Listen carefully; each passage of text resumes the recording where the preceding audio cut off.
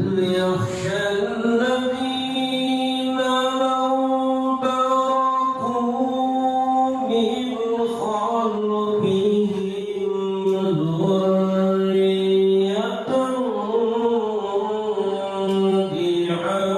ضعافا خافوا عليهم. Karena ternyata teman-teman dari masyarakat itu ada yang merasa ketika sudah melakukan sunat lebih subur, lebih sehat. Apakah betul demikian? Di Rangkas Bitung ada bayi yang usianya 1 tahun disunat, dia mengalami pendarahan hebat, disunat oleh paraji, dukun bayi, yang kemudian dirujuk kepada bidan karena dia tidak bisa menangani, dibawa ke puskesmas, akhirnya dia meninggal. Ini peran penting saya kira masjid yang tadi di sini ada rombongannya dari DMI turut serta memasyarakatkan gitu ya dampak dari P2GP, bagaimana ini dihentikan karena ini tidak baik atau membahayakan bagi generasi ke depan karena bisa terjadi kematian, terjadi trauma dan terjadi penyakit-penyakit yang lainnya kan itu tidak dirasakan langsung tapi dampak dari situ ini membahayakan. Saya ingin bercerita bahwa saya itu lahir dari keluarga pihak ibu saya yang sangat kental dengan budaya. Bahkan nenek saya itu merupakan salah satu tokoh masyarakat yang ada di Kalimantan Timur yang namanya sunat perempuan. Kalau di Bugis itu namanya makate. Pada saat kejadian yang pengalaman pribadi saya itu, ini disunatnya pakai apa, Bu? Pakai bambu. Karena ini merupakan sebuah penghormatan kepada seorang anak. Budaya yang dianggap itu mengangkat derajat anak ini, gitu. Budayanya, tujuannya bagi mereka. Dan dianggap belum sempurna keislamannya kalau belum disunat. Trauma saya dengan bambu itu sampai detik ini belum hilang. Sate yang ditusuk dari bambu, saya takut. Sudah berusaha sampai detik ini hari ini bisa menghilangkan trauma itu dan belum bisa. Bapak saya yang ulama di daerah tersebut, nenek saya tokoh masyarakat, tokoh adat yang ditokohkan. Pada saat kejadian peristiwa saya itu, bapak saya melakukan perlawanan. Perlawanannya apa? Bahkan langsung secara spontan mengharamkan untuk anak keturunannya dilakukan sunat perempuan. Adakah dasar hukum? Adakah di Al-Quran? Adakah hadis yang sahih yang mengatakan bahwa sunat perempuan itu dianjurkan? Jangan disunat anak-anak perempuannya, karena itu hanya akan merugikan bagi anak-anak perempuannya. Penting melibatkan laki-laki, terutama tokoh agama, tokoh masyarakat, untuk mereka juga bicara kepada kita semua, mensuarakan apa yang menjadi larangan sunat perempuan. PPA tidak bisa bekerja sendiri untuk menurunkan angka kekerasan terhadap perempuan dan anak. Pada umumnya khususnya ini untuk sunat perempuan, makanya kami harus menggandeng atau kami harus bekerja sama lintas sektor, baik dari media, berbagai komunitas, tokoh agama, tokoh masyarakat, akademisi, dunia usaha untuk selalu menyuarakan pencegahan kekerasan terhadap perempuan dan anak. Kami di Kementerian PPPA dari mulai tahun 2020 sampai sekarang ini gencar untuk selalu menyuarakan jangan takut untuk bicara ketika kita melihat, kita mendengar gitu ya, kita mengalami sendiri berbagai bentuk kekerasan. Nah itu kita bisa, kalau khusus kekerasan yang yang lainnya, KDRT dan sebagainya, itu bisa melaporkan ke channel atau ke layanan sahabat perempuan dan anak yang SAPA itu sahabat perempuan dan anak 129 atau di WhatsApp atau bisa di chat itu di 0811 129 129. Nah ini juga ada aplikasinya ya, ibu-ibu semua di App Store, di Google Play, itu channel 129 bisa di-download. Nah ini nanti bisa ibu semuanya sampaikan kepada masyarakat luas. Bayi itu perdarahan dari sejak disunat sampai besoknya akhirnya sampai puncak, darahnya kemana-mana karena dia tidak akan bisa berhenti. Kalau klitoris kena sayatan dan terlalu dalam sayatannya itu tidak akan berhenti darahnya.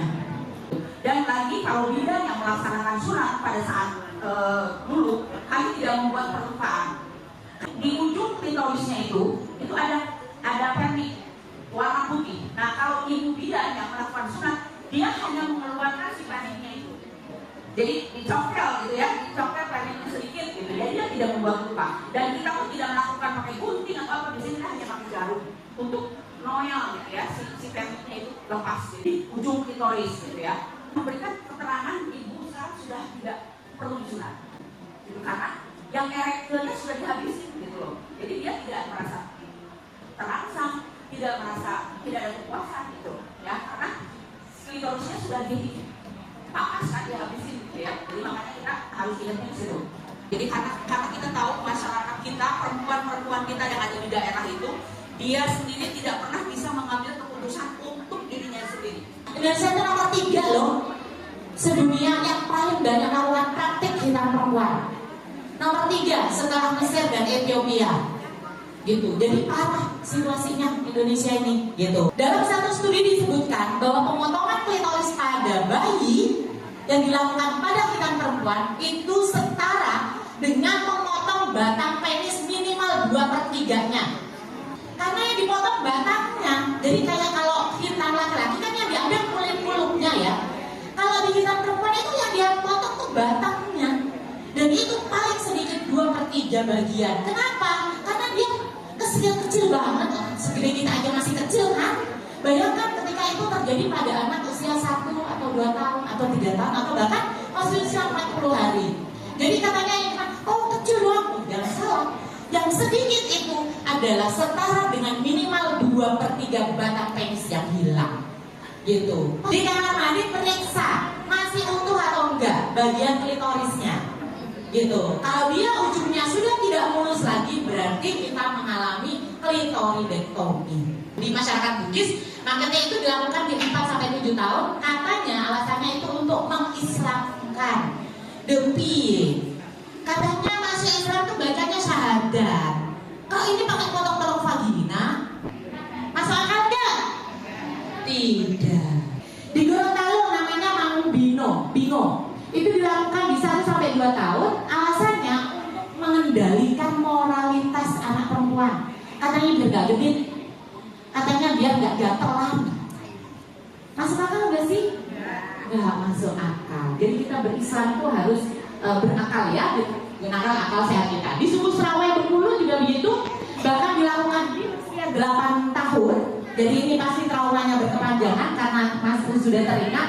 Dan dia dilakukan dengan cara dibikin pesta meriah dulu gitu ya anaknya, lalu kemudian dipakein baju adat gitu, lalu kemudian dia dibawa tuh habis pesta, dibawa entah di pinggir sungai, entah di halaman depan rumah, entah di samping rumah, lalu kemudian dihitam. Coba, gak ada persiapan apa-apa gitu. Pasti alat-alatnya tidak steril karena kayak main diculik, ditaruh di sini, potong gitu, seperti itu. Benar-benar tidak masuk akal. Di slide berikutnya juga banyak sekali contoh-contoh. Misalnya di Maluku, di Aceh, di Betawi. Saya tidak akan ceritain semua. Di Sulawesi Selatan, Kalimantan Barat, Bengkulu, Madura, Jawa Barat, gitu ya. Lalu di Sulawesi Tengah, Sulawesi Selatan, gitu. Ada banyak sekali. Kalau saya terusin banyak banget. Termasuk mungkin teman-teman di sini, ibu-ibu di sini bisa cerita kalau di sini kayak apa sih? Gitu. Ada yang mau cerita nggak? Kalau di sini kayak apa praktiknya? Ibu Ani. Cerita Ibu Ani. Ya itu dibuka sedikit, dibuang lemaknya, dikorek pakai pisau yang anti karat. Pisaunya pun kecil. Terus di kuyuh dari tumpah baca syahadat asyhadu alla ilaha illallah wa asyhadu anna muhammadar rasulullah. Amin. Oke, katanya untuk ngambil bagian lemaknya, katanya begitu. Sampai tidak terlihat sama mata. Sedikit banget, nggak sampai, nggak terlihat dengan mata, tapi dengan pisau. Gitu, seperti itu. Nah, siapa yang bisa jamin namanya anak bayi? Meskipun yang diambil sedikit banget, gitu. Kebayang nggak sedikitnya nggak kalau dia sudah dewasa? Bagian yang banyak gitu. Itu menjadi sahih, menjadi sempurna. Makanya tadi misalnya tuanya ada yang dibagi, setelahnya dibagi syahadah gitu, seperti penyempurnaan agama begitu. Lalu kemudian menghilangkan kotoran bawaan dari vagina, persis yang ibu tadi ceritain. Oh itu cuma buat ngilangin kotorannya doang. Kenapa ngilangin kotoran buat bayi pakai alat-alat tajam, benda tajam? Kenapa tidak dibersihkan dengan cara yang lebih manusiawi gitu, yang lebih aman gitu? Oke, dari perspektif HAM kita bisa lihat misalnya bahwa ketika kita bicara tentang HAM menurut Konvensi Internasional HAM, maka jelas P2GP itu melanggar HAM. Ada nomor 12 tahun 2005 tentang Konvenan Hak Sipil dan Politik. Ini juga ada 3 pasal yang dilanggar, gitu. Ada pasal 7, pasal 17 dan pasal 24 berkaitan dengan penyiksaan dan kekejaman, karena itu salah satu bentuk kekerasan terhadap anak perempuan, perlindungan dalam keluarga dan perlindungan anak. Ini clear sudah melanggar sekian pasal. Ya, ada lebih dari 3 pasal ya yang menegaskan soal bagaimana P2GP juga melanggar pasal-pasal tersebut berkaitan dengan perlindungan keluarga, ibu hamil, anak remaja dari eksploitasi, lalu kemudian berkaitan dengan pelayanan kesehatan fisik dan mental yang benar. Ini juga jelas sekali berkaitan dengan hak asasi anak. Ada 4 pilar yang menjadi perhatian dan ini dilanggar semua dalam konteks P2GP. Yang pertama adalah hak kelangsungan hidup, hak perlindungan, hak tumbuh kembang, dan hak partisipasi. Bagaimana perempuan bisa berpartisipasi dalam relasi hubungan seksualnya kalau dia punya problem dengan organ reproduksinya? Di Jerman itu, orang yang melakukan hitan perempuan, orang-orang yang memfasilitasi orang hitan perempuan, gitu ya, dia dipenjara 15 tahun. 15 tahun loh, nggak main-main. Gitu. Nah di Indonesia mudah-mudahan ke depan akan seperti itu. Bahkan termasuk mereka yang membantu, mereka yang memfasilitasi, mereka yang menyiapkan gitu ya. Itu semuanya akan kena sanksi pidana sampai dengan 15 tahun. P2GP panjenengan semua harus sosialisasikan, jangan berhenti untuk terus mengingatkan bahwa hitan perempuan itu haram dilakukan, alasannya apapun. Apapun alasannya, yang penting hitan perempuan tidak boleh dilakukan. Saya mau tanya, ibu punya anak perempuan? Punya, kita ya? Sepertinya tidak. Waktu 40 hari kan tindik gitu ya, terus udah tindik aja. Jadi kita? Tidak. Serius? Serius. Alhamdulillah. Ini salah satu ibu yang tidak menghitankan anaknya. Waktu itu dari klinik tawarin ya Bu? Tidak, malah memang kliniknya juga menolak. Tahun berapa? Dia lahir tahun 2008. 2008. Iya. Dan Bu bidannya menolak, tidak ada hitan. Baik, terima kasih. Ya. Ini contoh salah satu ibu yang tidak menghitankan anaknya ya. Terima kasih Ustazah. Ini umur berapa waktu itu? Umur 3 tahun. Oh udah gede ya, udah 3 tahun ya. Ya. Ibu menghitankan alasannya waktu itu karena apa Bu? Juga karena neneknya tadi saya makan aja lah nggak apa-apa. Neneknya maksa suruh diminta terus Diminta oleh neneknya. Alasan neneknya waktu itu karena apa? Takut tidak sempurna. Apanya yang tidak sempurna? Islamnya takut tidak sempurna. Ya. Baik, terima kasih Ibu. Tadi siapa namanya? Mohon maaf Ibu Imas. Terima kasih Ibu Imas. Kenapa kok UPI bisa-bisanya membuat keputusan bahwa P2GP yang membahayakan dan tanpa alasan medis dilarang? Itu manusia itu perilakunya, peradabannya itu sama dengan apa Bu? Sama dengan, nggak ada bedanya dengan hewan, dengan binatang. Perempuan itu dijadikan objek seksual dalam P2GP atau kita sebagai khalifah juga termasuk yang mewujudkan nilai-nilai ini supaya tetap bisa terlaksana di dalam keluarga kita maupun di dalam kekhalifahan kita. Di Al-Quran tidak menyebutkan laki-laki saja atau perempuan saja, tapi kedua-duanya. Jadi laki-laki perempuan kita semua adalah menjadi khalifah fil ardh. Mandat tugasnya sebagai khalifah itu adalah mewujudkan kemaslahatan manusia dengan yang mulia, jadi akhlakul karimah. Nah ini juga saya kira sebagaimana yang disampaikan oleh Rasulullah bahwa sesungguhnya aku diutus, kata Nabi, untuk mewujudkan akhlak yang mulia, untuk menyempurnakan akhlak yang mulia. Nah ini jadi tugas kita semua, memulai dari diri kita sendiri. Kalau kita sebagai pemimpin masyarakat tentu jangkauannya bisa lebih luas.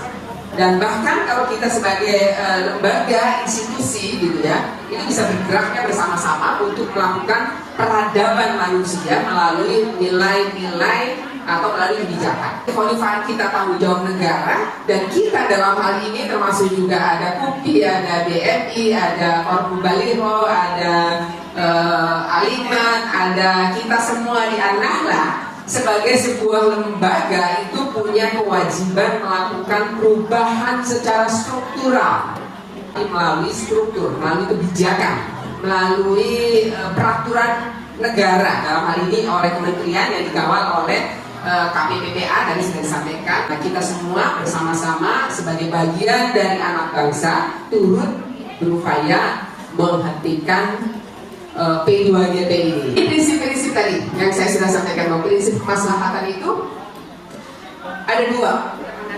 Kemaslahatan pada maqasidus syar'i, yang pertama adalah mendapatkan atau menggapai ya kemaslahatan sebesar-besarnya. Kalau aslinya itu jalbul masalih dan daf'ul mafasid, mencegah sekecil apapun terhadap kerusakan dan mewujudkan kemaslahatan sebesar-besarnya. Itu ukuran apakah maslahat atau tidak gitu. Tapi kemudian MUI mengusulkan mengeluarkan fatwa dilarang melarang, karena masih menganggap bahwa khitan perempuan itu adalah masyru', dianggap yang disyariatkan, karena dasarnya menggunakan hadis al-khitan sunnah lirrijal makrumah linnisa, bahwa khitan perempuan itu sunnah pada laki-laki dan makrumah bagi perempuan. Dan makrumah ini sesuatu yang menjadi debatable itu, ya, yang bisa diperdebatkan. Karena sebagian bilang makrumah itu setara dengan sunnah, ada yang bilang makrumah itu setara di bawah sunnah sedikit, ada yang bilang bahkan makrumah itu ya makrumah terhormat dimanapun, gitu, apapun kondisinya. Tapi ketika kondisinya bahwa yang dianggap makrumah itu justru doror, membahayakan, apakah masih mau? Masih mau dilaksanakan? Tapi bahayanya sampai pada kematian. Ini yang penting bagi kita. Dan kalau kita mengacu syariah, maka hal-hal yang boleh jadi dari sisi budaya itu sudah turun-temurun ratusan tahun, seperti Bu Hermana ceritakan tadi. Tetapi kalau dari sisi kejadiannya ini adalah membahayakan, merentangkan, bahkan berdampak pada kematian, maka dibolehkan untuk memilih tadi dengan landasan maqasidus syar'i. Maka mewujudkan kemaslahatan itu lebih utama daripada melanggengkan budaya tetapi menabrak bahaya yang harus dialami oleh anak perempuan. Nah, saya ini salah satu termasuk yang pro dengan hifat. Perlu digarisbawahi bahwa bukan hitam bagi perempuan, tetapi hifat. Karena hifat itu hanya menggores, bukan memotong. Saya juga mengajarkan pada para jamaah saya yang anak perempuannya masih dihifat, tetapi diserahkan kepada ahli yang sudah profesional. Jadi alhamdulillah selama ini para jamaah saya, kalau anak perempuan itu bukan dihitam, bahasanya saja sudah tidak, ya. Hitam itu memotong, sedangkan hifat itu hanya menggores. Jadi kalau anak perempuan dari ujung klitorisnya itu digores, itu untuk mengeluarkan kotoran-kotoran yang tersumbat, dan itu juga untuk menyehatkan reproduksi wanita. Makanya kalau tadi dikatakan memotong, sebenarnya tidak memotong, tetapi hifat, mungkin bahasa Islaminya harus lebih digali dan dikaji. Selanjutnya ini Bu, kalau efek, ya karena saya juga sebenarnya masih meneliti, walaupun belum tuntas, efek yang saya amati di lingkungan masyarakat, anak-anak yang dihifat dengan yang tidak itu mempunyai perbedaan. Perbedaannya apa? Pertama, anak yang dihifat, anak perempuan yang dihifat itu alhamdulillah mempunyai rasa malu. Istilahnya tidak, mohon maaf, kalau orang